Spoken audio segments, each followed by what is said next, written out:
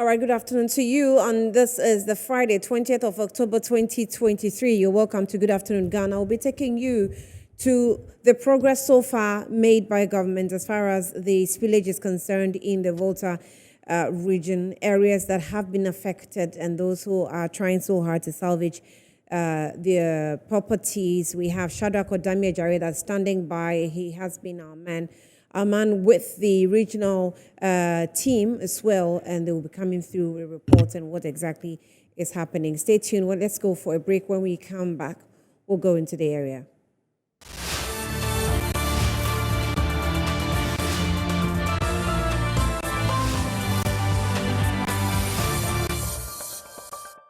All right, you're welcome back. So this is Good Afternoon, Ghana. We earlier on told you that we're going back to the spillage of the AKOSOMBO Dam, and the havoc it has caused, and it's a running situation because I think the situation has caused a lot or thousands of people, lose their homes and properties. Fortunately, we've not recorded any death.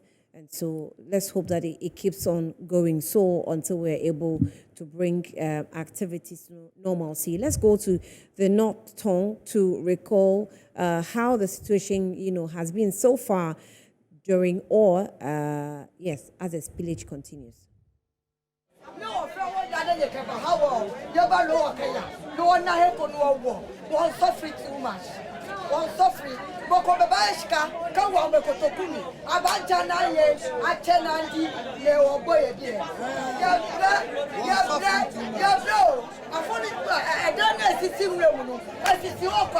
In all, we have 10 districts affected by the flood or water spillage from the AKOSOMBO Dam, spanning from Shai, Osudoku, Asuchari, Adan, and then here in the Volta region with North Tongue and Central Tongu feeling the brunt of the spillage. This morning started with a tour of some sites here at MEPE in the North Tongue district to have a foresight of what really the situation here is like.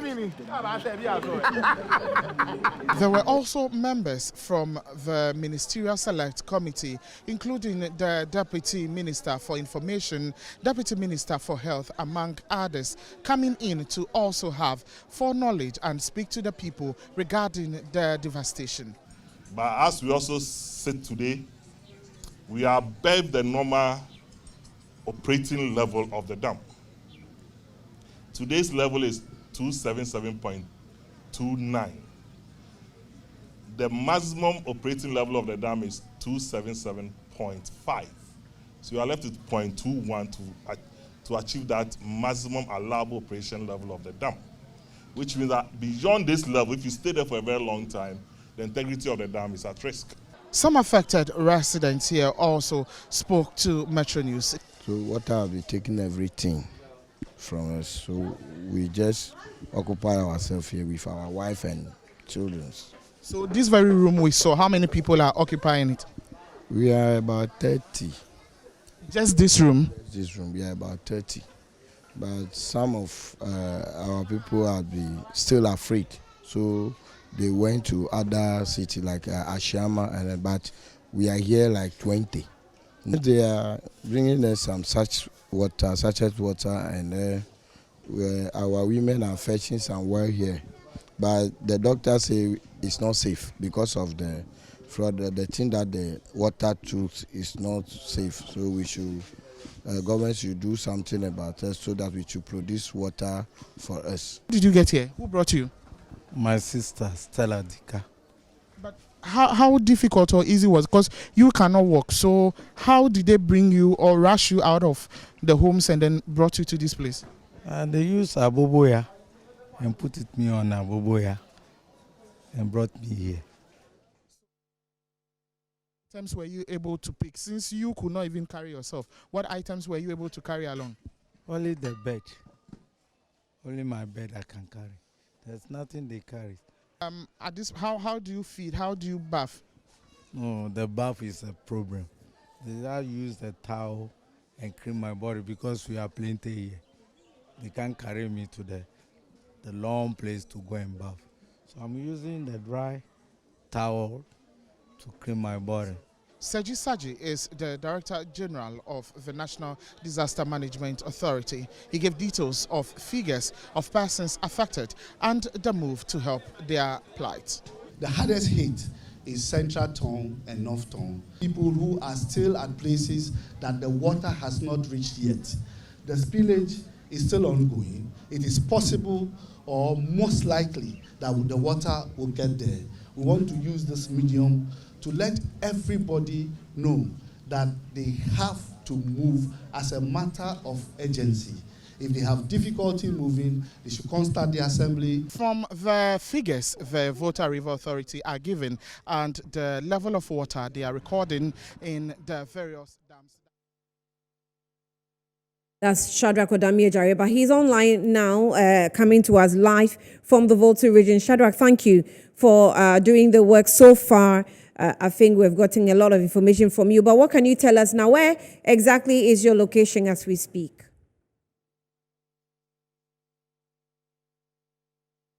Congress also visit or paid a visit to donate some relief items to these persons. I have here one pregnant woman and I want to find out, she is also living underwater because apparently the water has collapsed her house. Davi, I find out to Hanama.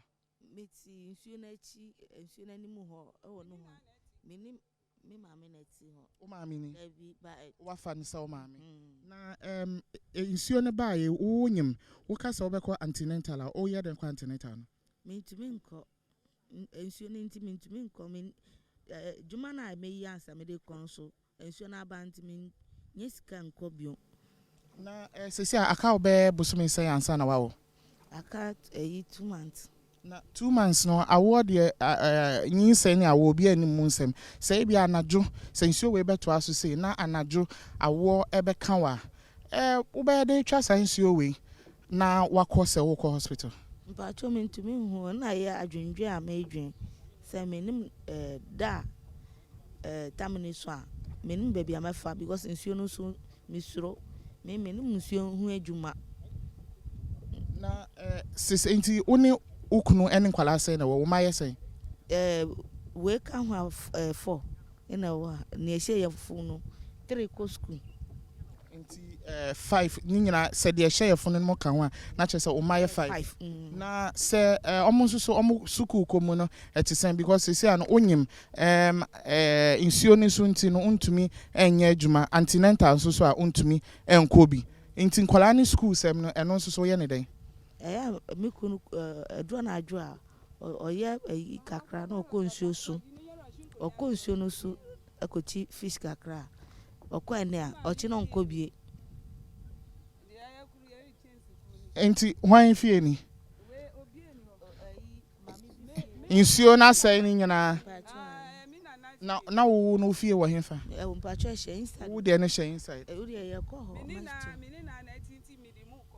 inti sesi ano se eba ne se se dia insuo ne bubu odan no ehenfa na oda mako mami bi eti down hanmo no so ni ba no ho ba no so se mi metina ne nchenti ni nche na meti eno ma 4 no pacho ene ukunu nyina pacho inti sa no sesi ano ukunu na fish ne de obetumi akwa akoche na wo de but se eba ne se obia nso so enifie na ohia bibi a obeto anase aduane a obedi ne de keka ho a wo nso so nko a openfo de ontumi mpiapia sa akenu we nti wo ye de na me twenso na yi nso no say me name no so apparently she started getting foot rot because she is unable to paddle the canoe herself, and every time she tries to cross the water, I mean she would have to walk barefooted, and that is how she's beginning to get foot rot. And another thing we must take note is this water is no longer fresh. It is gradually getting stagnant because it filled a lot of public toilets, it filled dam sites, it filled build cemeteries and other unpleasant places. So now all these remnants of all these places are in the water. The water has soaked all these things. So from part of dead bodies to dam sites to public toilets. So we might be also looking at not just an emergency of flooding, but another emergency that has to do with public health. This is Galo Sota in the Volta region, another part where people have been affected by the spillage. And then we've still not heard anything positive from the Volta River Authority claiming whether or not the spillage is going to continue or it is going to cease. But these are some of the issues that have come up, and then how this whole spillage is affecting people like this very pregnant woman here. Intino, say ebani so say was say unya edrobi nom ne ade asese na mo unya adwuma ene antenatal no na chese onum bi kra ba cho me call we hanum kra yesi me call keta ni me nya adwuma bi abio ntimi mentumi anko. Okay. Davin Pacho, you bet me adani ya hona yako. Sure.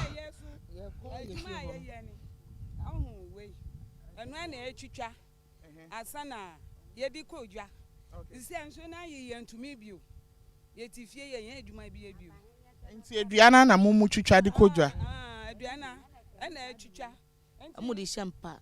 Okay, yamfa ha na me kire obi nti wo cause me mpesa ebia mesa akọ na ebia omo kodwa nti no na wada no ho na yakọ. But what she's also saying is apart from their husbands, okay, so in your shot you see some firewoods placed there, and she is telling us that apart from the men who go fishing to make ends meet and then support the various families, the women in Galosota or in this community also do get firewood and then take them to the market and then sell them so they support their husbands. But now that the whole place is flooded, they are unable to go into the woods again because now we have no woods, literally. It's just a water body. So they can't even get there, talk less of going to get firewood and then subsequently even sell to make something to feed themselves and their families. Enti sesiano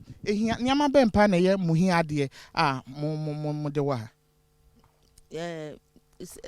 Yeba ha no yeba na nsuo ni yiri da sese ba sese de kakra bi na nsuo na yiri nti na nse de nsuo na yiri ama nti the American say sese no nsuo na afam wo say no wodan ne na ebubu wo honom no enye maame ote a wama o baabi a enka opemfo wo besan da abonten anansa abonten kra baabi ani ha obeda nti no nia se ebia obi beka se obeboa mo a ede niama na wo se ode obetumi de abade abeboa mo amboa me na medan no sensuo ni kwa na ma sensi ni fufuro.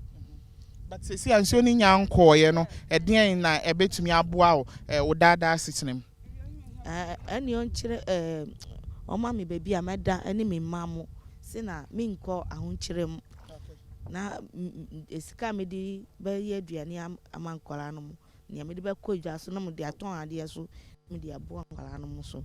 Also won fie say 32 years. To Udini Eden. Faustina Goha. Okay, so Faustina is just 32 years and she's a mother of 4. She's carrying her fifth pregnancy or her fifth child. So, and she's just about 7 months old. She has barely 9 months and then possibly give birth, but she has to succumb to this because she has nowhere going, and if not for the benevolence of this woman paddling us, she wouldn't have even gotten a place to call home or a place to lay her head. And she's not the only one facing this. Herself and other people are all in this same plight. So they are calling on people, benevolent people, to help them, whether toiletries, beddings at least, and food, so that they can keep fit and then stay strong until this water recedes. My name is Shadrach Odame Ejare from Galosota in the Volta region for Metro News. We will go back to Shadrach definitely, but that is just an example of one person who is, giving you her daily activities, and not just a person, but a pregnant woman for that matter. And so that is the condition for women in her condition, and maybe people who also need basic needs as far as this disaster is concerned. Let's go on to the phone lines. We have George AC, who is the communications director for NADMO National, actually, and he has joined us via phone. George, thank you for your time. Good afternoon. Welcome to the program. Good afternoon, All right, if you can raise your voice a little for me, I'll be grateful. Thanks. So, firstly, give us an update of how NADMO has been able to intervene so far since the disaster got to its heights or the level at which it is today. Yeah, thank you. NADMO is weighted in, it's been able to set up about 20 holding centers or evacuation centers, what we call the safe havens, where we've put a lot of the people who have been displaced in, and we are taking care of them. The highest point has about 1,500 people, that is 1,500, and then the least has about 37 people, and it ranges between these numbers. Children, and then women, and some places there are some men in there who are being held there, supported there. We give them water, tankers supply water from time to time. Sachet water, bottled water is given to them. Food is given to them, rice, oil, and non-food items, blankets, mosquito nets, mosquito calls, and all that. That will make life a bit okay for them in those places. So that is what we've been doing so far. VRA has been supporting, and other individuals and NGOs who are coming to donate to augment the supply. So you say that the number of people you have actually taken to safe haven is about 1,500. Does it include children or children numbered differently? The highest holding point. The highest holding point. That's the highest holding point. Yes, that is the safe haven with the largest number. It's 1,500. And the one with the least is 37. But in total, we are looking at over 12,000 and beyond in all these places. Oh, all right, I see. So do we still have some people who move across the water or the flood? And how are you considering assisting them? For example, the woman we've just had an interview with, a pregnant woman who obviously needs basic needs, where to eat herself, moving from one point to the other. She cannot cross the river. What exactly are we doing to such people? Well, some of them, we mentioned the figure 26,000, 27 displays. Some of them are not in our safe haven. Some have integrated with their families and want to be at home. So some are with their friends and co. And we have a program that is looking out for them and tracing them to give them some of the relief support. However, if such a woman, if he decides to come and be at the safe haven, fine. But if she wants to be at home and we get to know her, we will send whatever support we have for her. And there's medical attention as well. Ghana Health Service has a medical team that moves from safe haven to the other and provides medical care for all of them. And so if this woman, we can know where she is, we'll be ready to give her assistance.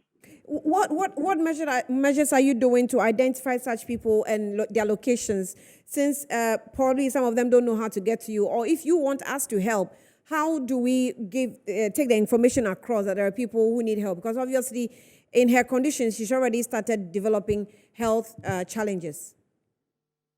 Yes, the opinion, we are working with the opinion leaders, the assembly people. They know their people, and so they come to tell us. Some you'll be there, they tell you there's an island somewhere, and some of the people have been displaced there. And then we send a team to go and look at it. If there's a need to bring them to the safe haven, we do that. If there's a need to just go and support them there, we do that. And so, yes, We are working with the assembly, and they know their people, and they give us that. Now, you asked, part of the question was, are people still crossing the The water river? bodies, Yes, yes. yes, yes, they are.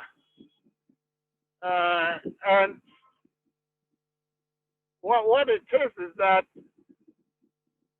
one point, for instance, in Kizito, when you are assessing that place, you need to go by the boat. The army has a speedboat there, and individuals have it there. So when you get there, the Navy will take you across, and then they bring you back. That's what we are doing. And there are life jackets in the boat, and so you wear the life jacket, you get on board, and then they take you to the other point. That's what we are doing for now over there. But just like the situation where some of them are not with you in the safe haven, some will also be crossing the river without the help of the military, with their speed boats, or even persons who are professional at riding the boats themselves. So they are left on their own to try and get assistance. This woman, we saw that there was an elderly woman carrying a baby at her back, trying to paddle for her while she sits in it to take her to another destination. Don't you think you have to, spread the net wider and capture all these people so that your help will get to them too? Oh, yes, I agree with you. Yes, once we take notice of them, we do that. Where we need to give them that assistance, we do that. So, how are you managing persons that you have put in a room? From the report, we realized that they had about 30 people in one room. That's one of the safe havens they are. I'm not sure if I can, give you the name of the location. But how are you managing such numbers, crammed together? yeah, we do continuous assessment of the situation. Once we see that the rooms are congested, we try to identify other safe havens and then move them to those places. We try all the time to reduce the numbers. Sometimes, yes, the numbers get high, they get crowded. But once we get that information, we get another place and move some of them to those places. So we are continuously identifying places, continuously making assessment of the situation in each of the safe havens, and then where there's a need to reduce the numbers, we do that by deploying some to other places. Have you been able to identify any disease at all, breakout? This woman says she's beginning to have foot rot. I don't know what you have identified. What type of disease you've identified with the people? Well, I cannot put the name to a disease, but Ghana Health Service is there working. So the professionals, we work with the Director of Health Services in the district and his teams. And so, yes, once there's a disease identified, I wouldn't rule out the foot rot thing, because some of them are walking through the water. And if we are some parts, when you get onto the boat and you are crossing, you can smell the stench of the water was in the boat. And so that is another thing that brings worries to NADMO. And we are seeing, in partnership with the Ghana Health Service, if there's a way out, we can get, I don't know whether disinfectant or whatever, to get the stench down. So that is what we are looking at now. Now, prior to the spillage, the VRA has indicated how it's collaborated with NADMO, to assist the people get items in terms of making sure that you come together with a network and make sure you provide the people who will be affected. How was all that arrangement done? Maybe climbing all the way from local to the national level, that people or local government, members of the local government still say they didn't hear or know anything about this until the spillage started. That's not true. That is absolutely not true. Anybody who says that is not being honest with the situation. As far back as March, a committee was set up. We started preparation towards the organization of a simulation exercise, which simulation was conducted in May of this year. All the 9 districts were involved. All the traditional people were involved. We went there to do simulation physical. We engaged the locals, and some actually were telling us it's not going to happen. There will not be any spillage. They didn't believe it. They didn't believe it, Israel. And so all 9 districts that are at the downstream of the AKOSOMBO Dam were all fully informed and engaged through the simulation exercise and thereafter continuous engagement. That's what we've done. VRA integral part, NADMO integral part, and the other agencies, Ghana Ambulance Service, Ghana Fire Service, Ghana Police Service, Ghana Army, all of them, all the respondents agencies were involved in these simulation exercises. And I tell you, they said it wasn't going to happen. Some didn't believe until the situation became a reality.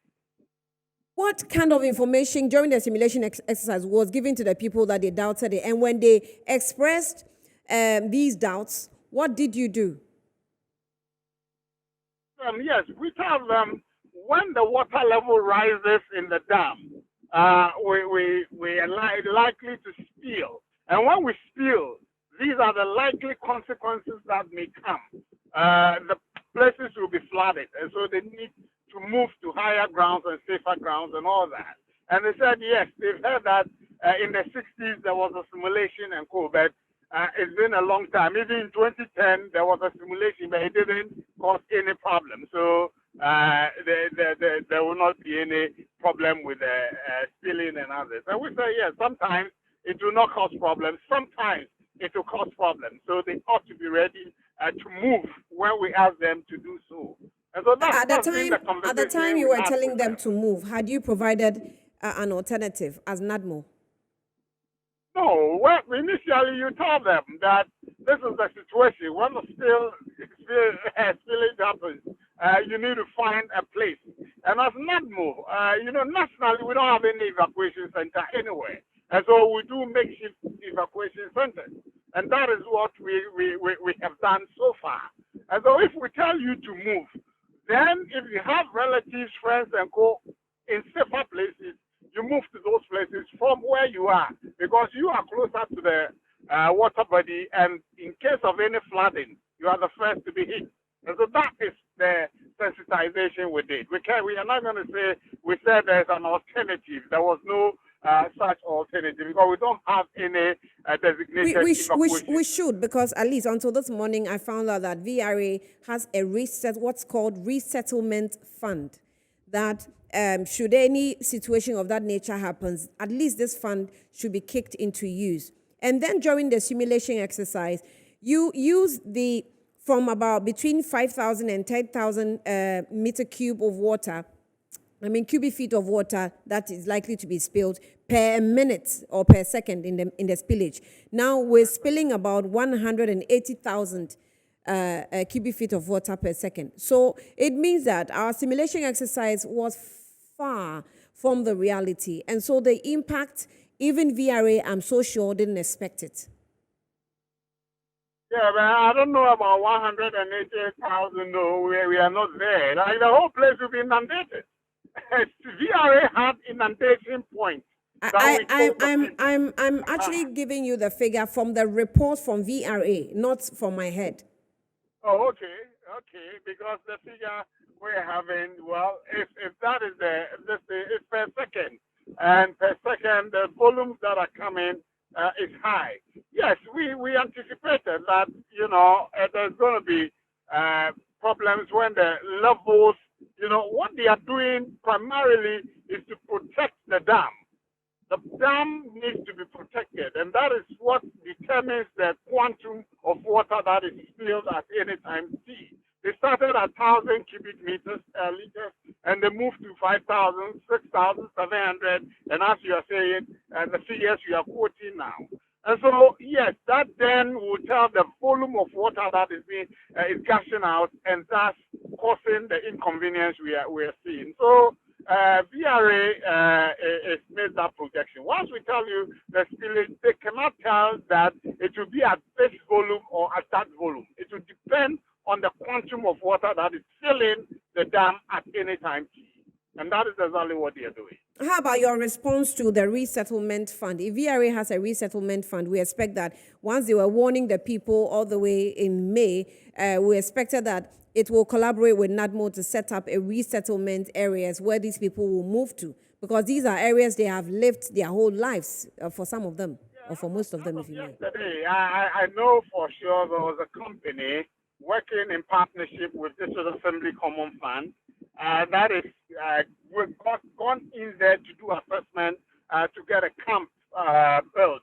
I believe definitely they are working with Common Fund and then VRA definitely. And VRA is supporting this cause with some funds. The initial 10 million cedis is being used to procure relief items and co. And they've made a pledge of another 10 million. So yes, as we go on, definitely they will release funds to support. If there's an urgency of getting the resettlement, definitely they are going to do that.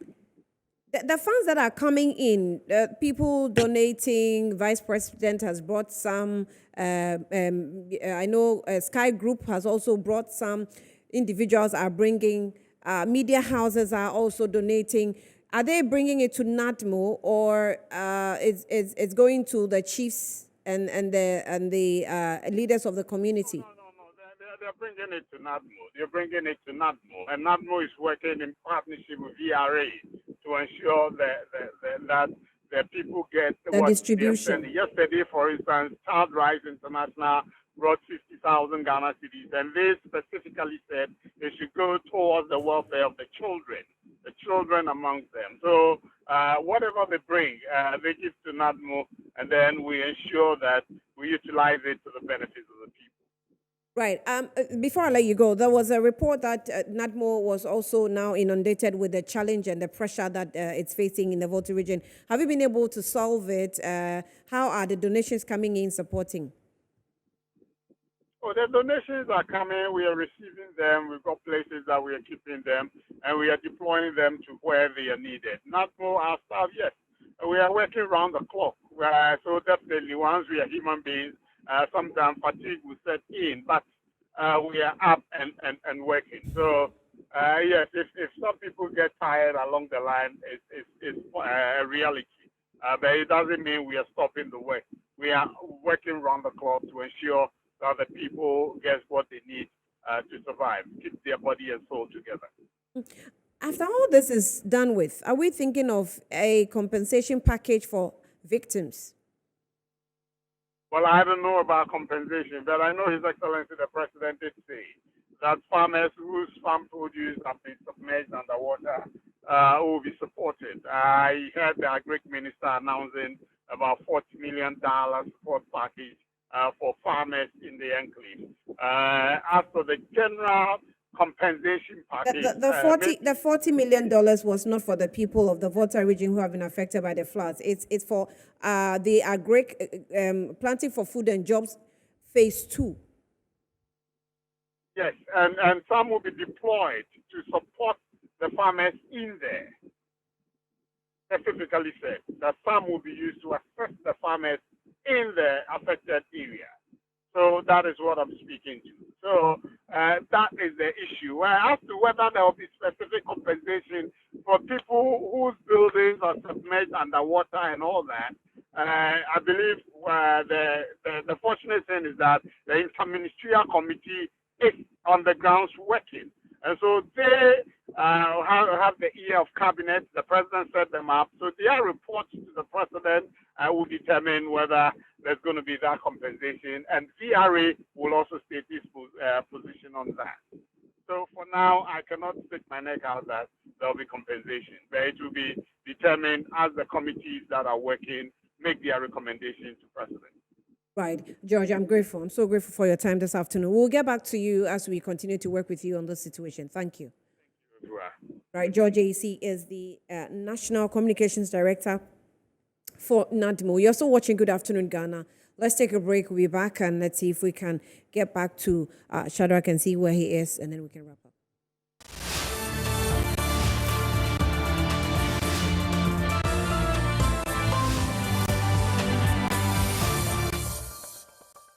You're welcome back to Good Afternoon Ghana. Let's now give you another angle of the spillage disaster where health facilities, schools and other areas have been shut down because of the situation. With the continuous spillage of the AKOSOMBO Dam, standards of sanitation have been compromised and there are fears it might lead to an... The Member of Parliament for North Tong Samuel Okujeto Ablakwa made this plea during a visit by the Tanker Owners Union to the affected communities to express their condolences. The union also donated food and relief items to residents in Aveime and MEPE in North Tong as well as at Didome in Central Tong. The items donated comprise over 1,000 bags of rice, over 2,000 packs of bottled and sachet water, sardines and cartons of oil among other essentials. Member of Parliament Samuel Okujeto Ablakwa, on behalf of his constituency, expressed concern about the impact of the flood on the residents' livelihoods. An entire town is under water, submerged. Hospitals are submerged, schools are submerged. So since this disaster, about 2 weeks now, there is disruption in academic work. There is no schooling going on. There is no health facility you can go to apart from the Bato Hospital. All the Chiefs compound have been submerged. The electricity company of Ghana has had to cut electricity to the towns that have been affected because their substations have been submerged. And then we also have Ghana Water Company cutting water because their water pump stations have all been submerged. So it's a humanitarian crisis. Next, the delegation visited Central Tong, where Member of Parliament Gabi Hotoje stressed the need for measures to prevent disease outbreaks. The water is now getting stable, but the threatening situation is that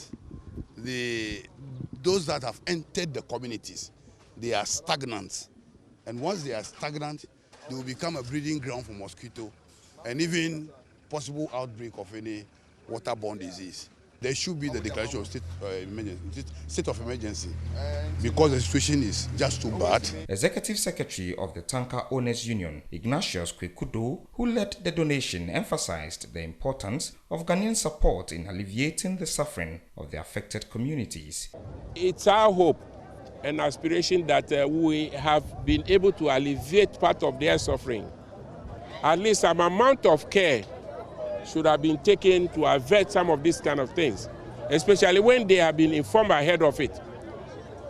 And also, we want to appeal to government so that they prevail upon all institutions to do their work. Dufia of Mafi Adidome urged the government to establish a dedicated disaster management fund to respond to such incidents promptly.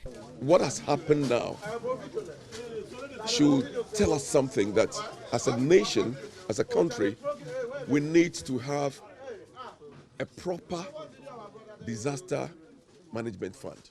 The affected residents urgently called on Ghanaians to provide them with food and relief items. All right, another angle of the spillage is a public health expert who is also telling us what we are expected, to face. With the continuous spillage of the AKOSOMBO Dam, standards of sanitation have been compromised and there are fears it might lead to an outbreak of diseases. Malaria is endemic in Ghana, and such situations give rise to more mosquito-borne infections. We can also have hepatitis A and E. We can't dispute the fact that people would also have mental-related issues due to post-traumatic stress disorder. People will have depressions because they would have lost their farms. People have lost their homes. People have lost several things, and these are all health implications. We can't also forget about those with chronic diseases such as hypertension, diabetes. These are people who regularly need medication. However, because of the floods, there will be disruption in treatment. They may not have access to good nutrition, and so on and so forth. The health conditions of these people are currently at risk given their susceptibility to various health problems. Dr. Mark Hammond, a public health expert, elaborated on how these individuals may be more prone to contracting diseases. He further suggested that government should focus on improving communication, education, and supplying medicines, clean water, and food to the affected individuals to reduce the risk of viral infections. He announced the commitment of the Public Health Alliance International Ghana to offer medical assistance to reduce the health risks faced by the affected individuals. Situation, there should have been more urgency with the preparedness strategies. So going forward, we would ask governments to increase communication and education in this area to be able to educate the victims on what to do and what not to do. We would also ask government to increase shelter and clothing for these people, to increase medicines, water and potable water for these people, as well as food. And then also to increase the emergency response workers available. I read recently that the army, the military have been able to rescue about 8,000 people from this flood. And I believe that with an increase in the emergency response workers, more will be done to be able to save lives and property. Right, a dire situation there in the Volta areas. Now, let me tell you that the floods occasioned by the spillage of the excess water from the AKOSOMBO Dam have also claimed some lives were told in several communities, in some about 7 districts, and that also includes the Greater Accra, parts of the Greater Accra region. The Eastern and Volta regions have also been affected. South Tong, Central Tong, we have also the North Tong district, we have Shai Osudoku, we have Anglo, we have Adan East and Asojaman district are all some of the hardest hit areas of this flood. So what I can actually show you is that Metro TV, it's staying there over the weekend, and we'll bring you some more. So monitor the team on the screens as we bring you updates of how people are being supported in the region until the spillage stops, and then we'll see how the waters will recede. This is where time will allow us here on Good Afternoon Ghana. My name is Ani Efwa Ampofo. Thank you for watching. We're back next week, God willing, with some more. But over the weekend, definitely we'll bring you some repeats of the program.